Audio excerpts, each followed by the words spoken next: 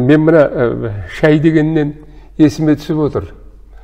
1648 жылы орыстың елшісі Василий Стариков деген Моңғолдың алдыңғанына келіп, кетерінде 4 пұт шай алып кетіпті.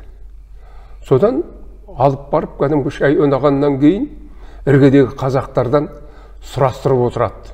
Сұратып отырады шайды. Содан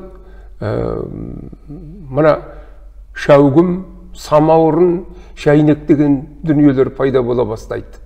Алдымен мына Тулада. Тулаңыздың өзі Жәнібек ханның бәйбішесі Тайтулланың атымен аталған ғой. Аты Тайтулла. Жәнібек ханның бәйбішесінің аты.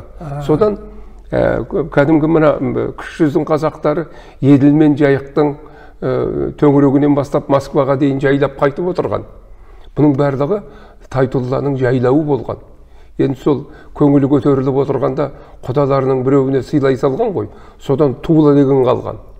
Ал енді жаңағы шайға байланысты шәугім, шайнек дегендеріңіз, бұның барлығы Бату ханның кәдімгі ас жиһаздарынан қалған дүние.